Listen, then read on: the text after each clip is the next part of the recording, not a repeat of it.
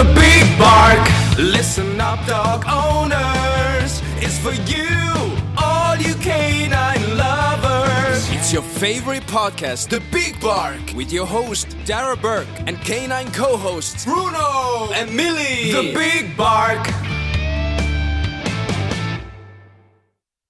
Hello and a very big welcome back to The Big Bark, the podcast that is absolutely barking mad about your dog. I'm here as always with my wonderful, amazing canine co-hosts Bruno and Milly. And the last few days have been, I suppose, for a lot of people and a lot of dogs, incredibly, really warm. Great for us humans that we can have an hour pint or two and just cool ourselves down. Nice old cocktail here and there in the pub, now that the pubs have reopened. But it's so much tougher for what we call our fur babies, because for them, with the amount of fur that they have on their bodies, this heat is just excruciating for them. And I know for a fact that Milly has definitely felt this over the last 3 days. She's panting. It's been really tough on her, and as an older dog, it's been really hard for her. So just remember, in days like this, you have a few rules that you need to follow. First of all, do not take your dog out walking in the absolute blaring heat. I know people are used to their routines and walking their dog at maybe a certain time of the day, but look, when the sun is at its highest at about 12 midday, keep your dog inside, keep your dog in a cool area.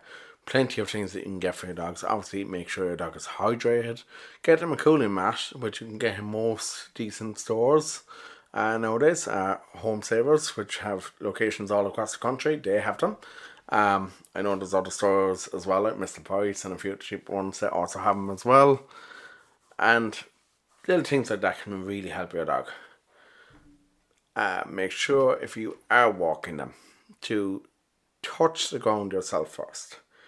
If the ground is too hot for you after maybe 4 or 5 seconds of keeping a hand on it, then it is definitely too hot for your dogs. Just have some common sense and keep your doggies safe and make sure they don't get heat stroke, because that's the last thing you want. That's the last thing any human wants, and it's certainly the last thing any dog wants, because it's a lot harder for a doggy. And sure, they're not going to be able to tell you. Well, they might be able to tell you by panting, but watch out for the signs. But just be sure to have some common sense in this current kind of heat wave. It is cooling down a bit over the last few days, over the last day or so, so hopefully we get a couple of days breathers for our beautiful doggies. Give them a swim. Give them a swimming pool as well. Milly and Bruno, they love the water, and they love the water. They love going into the water and swimming, but they absolutely hate getting a wash, which Bruno put to me last week. And so did Milly when she chased me all around the garden after I hosed her around. Anyway, that's enough waffle. Today, well, first of all, let's talk about last week. Last week we had another great episode, and that was with Louise Jones from Positive Fitness. We went straight back in at that number 1 spot on iTunes, Pets and Animals category in Ireland. And for that, I'm just going to play this little sound effecty thingy here. I love using that, to be honest. It's pretty cool to have that built in here. So today we're talking about all things canine anxiety, and in particular leash anxiety. And to do that, I'm delighted to welcome back a really big friend of the Big Bark, and someone who I have great admiration for as a dog trainer, and that would be Samantha Rawson from the Canine College. Samantha, welcome back to the Big Bark. Hi Darragh, how are you? Doing good, doing very good now, and enjoying this little bit of heat that we're having, trying to get a bit of gardening done as well during the day, and sure, you know yourself, it's been really warm. Yeah. So it's been a while since you've been on with us. I think back at Christmas was the last time. Yeah. Since time flies, doesn't it? It really does. At least now we're coming out of this pandemic, hopefully, eventually. Yeah. And how have things been going for you since you reopened?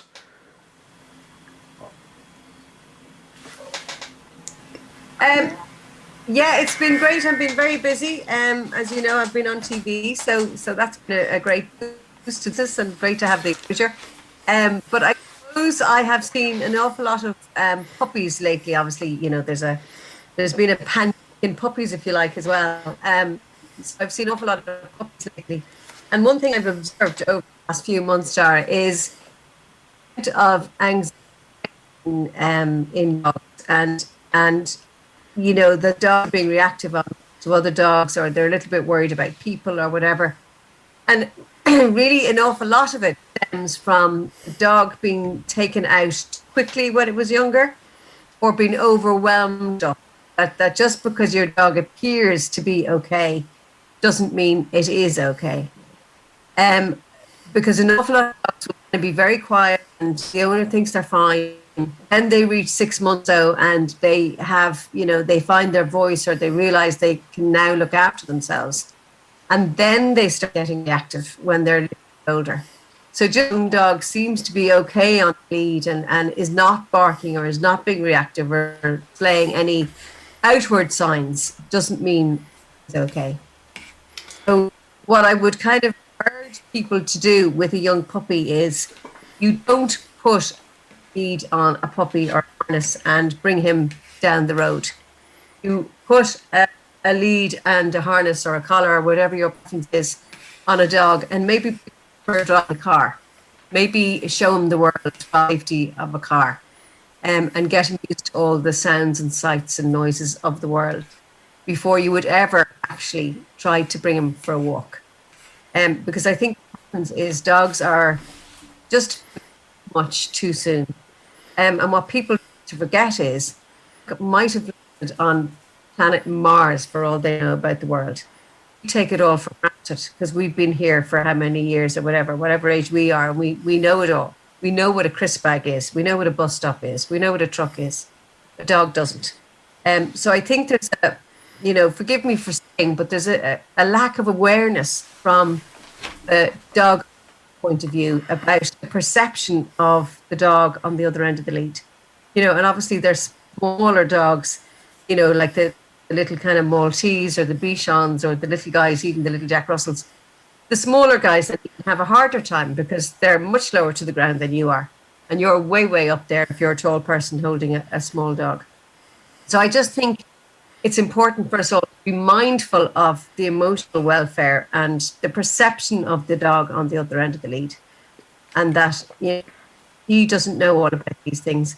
You've got to give him lots of time and slow everything down and give him time to take it all in. So with very young puppies, what you do is you can take them in the car and show them the world from the safety of the car. That would be great. But if you can't do that, even if you carry your pup down the road a wee bit. So when I say down the road, I mean 2 houses down or maybe 200 yards down the road. And then house. So the puppy or young dog always knows where it's going and will quite happy return safety. But what happens in real life is people put a dog on the lead and take it, has no idea where it's going, and it has to trust the owner. From the dog's point of view, sometimes the owner is bringing them into situations that they can't cope with. And then suddenly an owner will come to me and say, suddenly the dog is being reactive at whatever age it is. In my experience, that's the age that the dog has discovered its voice, or discovered that it can now actually do something about it. So that's really, really important that people slow it down. Hopefully you're going to have this dog for 14, 15 years. There is no rush. There's nothing in the rule book that says you must get the dog out by such and such time. I mean, I know people talk about socialization, but in their rush to socialize the dog, they're actually doing more harm than good. They're overwhelming it. So you can socialize a dog by having it in the car, by having it on your lap in the park. It doesn't have to be walking down the road on a lead to be socialized. Okay, and Samantha, do you think, I suppose the last 15 months, it has been very hard for a lot of people, given the various lockdowns we've had. Like Yeah, you're yeah. like when you were only allowed to go 2 kilometers from your own house. For a lot of people, like especially there's no like dog parks. Like down Yeah. here, there's still no dog park in Limerick, which Right. is being planned by the local council, but it's another 6 months down the line. But like for a lot of people, there are none of these facilities. So what? Like okay, you'd advise like even just taking like 200 yards down the road. Would you have any other tips for dog owners who can't get out like this? Yeah, well, I suppose what's important, Darragh, is that they, bring the dog with them to different places. And I know with lockdown, we've been on stop, start, and stop, start. But I think the other thing that's happening is that there are an awful lot of dogs out there who never owned a dog and, are quite. So it would be for new dog owners, somebody who's never had a dog before and maybe has got a puppy in the pandemic, to maybe reach out to somebody like me, or reach out to a local dog club or someone like you, or, welfare group, to maybe get into a group with people who've owned and, experienced dogs for many more years. Because I think if you're a first-time dog owner, it's extremely difficult. And because of the lockdown and the stop-start and not being able to go places and all the rest of it, they're now left with dogs that are fearful and they don't know what to do about it. So I think it's really, really important to reach out and find some kind of community that will give you support and give you a hand without judgment. That's the really important point. That somebody isn't going to judge you or criticize you or give out to you, that, you're looking for help and support. It's too easy to criticize. So if somebody can reach out, that'd be great. But I suppose, to no matter whether it's, within 2 kilometers or 5 kilometers or whatever the restriction is at the time, that you sit with the dog and allow it to observe the world. So maybe you bring it to the local park and you sit on a bench, or you bring it outside the church, now that masses are allowed again, and you bring it outside the church, or you bring it down to the local village and you just sit on a wall and sit with the dog and let him watch the world go by. It's very hard for a dog to process information if the dog is moving and the world is moving. So much easier to, to sit on a wall and just take it handy and slowly observe and realize. I get really upset on behalf of the dogs, because, so say if a dog is in an urban area and it doesn't realize there's a path on a road. So the owner's bringing it down the road. The dog sees a car coming straight for it, doesn't realize there's a path, and then panics. And then I've often seen puppies being kind of dragged down the road, or else the tip bit is taken out to induce it to come down the road. But really what that dog wants to do is stop and see if it's safe. So if your dog stops on a walk, if you have a young dog and it stops on a walk, you've got to stop as well, because if a dog stops, it's telling you it's feeling unsure of itself. And if you insist on dragging a dog down the road, what you're actually doing is destroying your relationship of trust, because you are now the dog's parent. The dog is trusting you to mind it. And when you put it in a situation where it feels unsafe, it now doesn't trust you to look after it. So that's the beginning of the whole relationship unraveling. So that's what I'm very aware of. So new puppy parents, if you like, have to remember that this relationship has to be based on trust. Nothing a puppy does in the first few months of life is to do with boldness or just that. It's to do when a dog is out he's trying to mind himself. He's doing whatever he thinks is going to get him out of a situation or to keep him safe. So when a dog stops and sniffs, you allow it to sniff. An awful lot of sniffing and kind of biting the lead and all of those kind of little behaviors that people might report. An awful lot of those little behaviors can be coping mechanisms or displacement activities where the dog is finding it very difficult to cope, but can't communicate its anxiety to the owner, and then starts biting the lead or, insists on sniffing a bush for 5 minutes. They potentially can be coping strategies, and they're not necessarily, bold behaviors. I would never call a puppy bold. There's no such thing as a disobedient, bold puppy, because all they're trying to do is mind themselves. And Samantha, just talking there, all the dogs that people have got, the puppies people have got during the pandemic, and especially when there's this, I suppose, misunderstanding of communication is there between owner and dog. Like, most humans don't understand the dog's language. And for a lot of owners, like, that leads to, I suppose, frustration on the owner's part. Do you think this is going to be like a contributing factor down the line to seeing a lot of these dogs ending up in shelters? Yeah, hugely, because I suppose there is a breakdown in communication, and the owner is stuck because it doesn't know what's going on with the dog. You know, there might be other issues going on in the owner's life. And then what happens when a puppy reaches about 6-7 months, depending on the dog itself, then when dogs hit 7 months, that can be the beginning of puberty. So that's when the dog will go through a kind of secondary growth phase and a secondary exploratory phase, or a secondary nervous phase. So they'll either get, you know, a little bit how the owners perceive. Now, when I use these words, Darragh, I'm talking about owners' perceptions. I'm not talking about labels for the dog. But the owner might describe the dog as disobedient, or he doesn't listen, or he knows what I want, but he doesn't do it. You know, they're all kind of human constructs and human expectations. And then the owner gets really, really frustrated, or the dog will start chewing the furniture when he had stopped. So the dog will start practicing all the kind of behaviors that the owner thought the dog had grown out of, and the dog will start doing it all over again. And then owners get really, really frustrated. And that's why an awful lot of rescues will report that the age that dogs come in at is usually around somewhere between 7 months to a year, because it's that teenagehood that new owners find extremely difficult. So in that case, you know, you need to give them lots of new toys, new stuff to play with, you know, maybe bring them on different walks to new areas. Really important to let them off the lead if you can. You know, so they get to be a dog and they get to explore and they get to kind of grow up a little bit. It can be extremely frustrating for a dog on the other end of the lead who wants to explore and who is never allowed to explore and who is only kept on a lead. So then you get frustration from the dog at that point.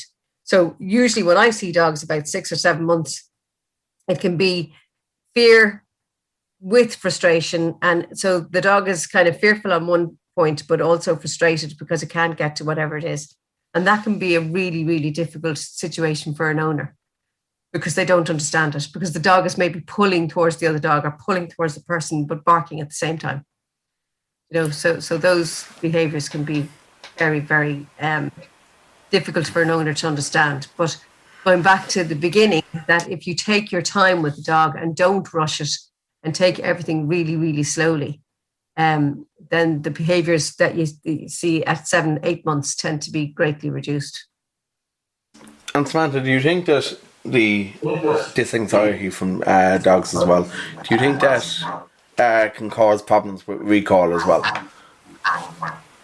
Well, I suppose the funny thing about recall, Darragh, is that if you have a genuinely anxious dog, those dogs usually have very good recalls because they won't want to be away from their owner, or they won't want to be away from their safety zone. And hopefully the owner, if things have been handled properly, hopefully the owner is the safety zone. So usually anxious dogs have good recalls. That's the one good thing about anxious dogs. They tend not to go too far. But with recall, I always advocate maybe one person holding the dog, the other person walking away with your bag of treats or whatever, and then calling the dog to the other person. So the dog is not off the lead to do its own thing and get into trouble. The dog is running from one person to the other. So it is getting a gallop off lead, but you're training some recall as well. And that's a really good way to start a dog off with recall. So if you're worried about a dog, obviously you're not going to just let it off the lead. And then the other thing for me is, I suppose, you know, being a dog trainer is I'm hugely into play. So if I can get a dog to play, or if a dog will play with the owner and retrieve articles or retrieve a ball or even retrieving a sock, it doesn't matter what it is. A toy is anything to a dog. It doesn't have to be a manufactured toy. Then if I can get the dog to play and engage, then hopefully that play then is transferred to the outside. So you might have a great game in the kitchen, then you might take that game to the garden, then you might take that game to the front garden, then you might take that game to the quiet corner of the park and build it up and build it up and build it up. So hopefully when you take off the lead, the dog spins around and looks at you and says, what game are we playing? So I don't want a dog, when I let it off the lead, to run off. and say, good luck. I wanted to spin around and go, what are we doing? So play is really, really important if you can get a dog to play. That's really good advice. I suppose just going back there earlier on the show, like you were saying, like we were talking about the weather as well. So, what, like, given it's been really hot, what would your recommendations as a dog trainer be, apart from like hydration and making sure that you're not taking the dog out during the middle of the day in the hot heat? I suppose they say the sun is at the highest point in the sky around 12 midday. So I was doing a lesson this morning and I called it short because it just got too hot. And I stopped the lesson and said, listen, lads, it's too hot. I think we should finish this, and we rearranged it for an evening. So I wouldn't expect any kind of, obedience, or I wouldn't be doing training and behaviour or anything in kind of high sun. So I would walk the dogs in the evening as late as possible. Again, as you mentioned at the top of the show, Darragh, that if you're walking out on concrete, if you put your hand on the concrete and just test how hot it is, or even on a beach, people will think if they bring the dog to the beach because it's near water, that's grand. But sand can be incredibly hot. So I would always test the surface, whether it be sand or concrete or whatever it is. I would always test the surface before I would expect a dog to walk on it. Plenty of water and plenty of shade. I suppose I'm not a vet, but I suppose the danger is dogs can suffer heat stroke in as short as 10 minutes. So, if you're out and your dog suddenly suffers heat stroke and you don't know where the nearest vet is, by the time you get to the vet, it could be very, very serious. So I wouldn't bother. And even in the car journey, you could be driving to the beach, but the beach could be half an hour away. The dog could suffer heat stroke in the car. So, if it's a really hot day, just don't bother bringing the dogs with you. The dogs are safer at home in a cool room. Again, I suppose beware of conservatories or any room that has high windows that the sun beams into. Somebody might leave their dog in the back porch or the conservatory or wherever thinking they're grand. But if the sun shines in there during the day and the dog can't move away to shade, that could be a serious situation. So lots of shaded areas. And also some dogs, sounds ridiculous, but some dogs don't know to move into the shade. Some dogs will lie in baking heat and almost fry themselves to death. So sometimes you've got to make the decision for them and say, sorry, darling, you have to stay in that room or stay in that part of the garden. That's why it's really important that I suppose they're supervised, or that they're just, you put them in shade. You don't give them the choice, because some dogs won't move out. Some dogs are real sun worshippers and won't actually move out of the heat.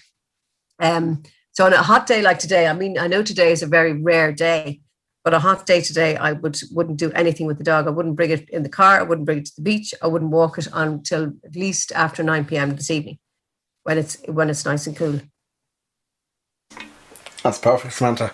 And, well, again, at top of the show, we mentioned that you had a little television stint. Any plans for any more stints? No, unfortunately not. No, I mean that program wasn't anything to do with dogs at all. It was about money and financial advice, and I just happened to be featured in it. But it was a great kind of exposure for me and the business, and I did what I was told, and I took all the financial advice and did my homework. But it was just a great plug for the business, and well worth doing, and I really enjoyed it, and it was great for me because we shot that during the pandemic last year, so it was great to have something to do while we couldn't do much. So it was a great experience. So yeah, I'd love to do more television. Obviously, it's just a great experience, and they were a great crew. And I suppose I was very lucky in that the director Rachel was a real animal lover, and she had a great instinct around animals. And she knew what she was doing, and she directed the lads, and she just was a fantastic person around animals herself. So she was super to work with, and she had great sympathy for me and the dog. So her human skills and her animal skills were equally good. Fantastic. And to be honest, myself and Jen here, like, we tune into Owen's Insta Live nearly every time that he does it. Nice. I think I try and get questions in nearly every week, and I'm one of those few who can't get the answers. But he seems like a really good guy anyway.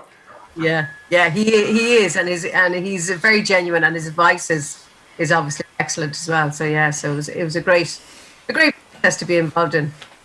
Fantastic. Well, listen, Samantha, hopefully we'll have you back on the show again soon.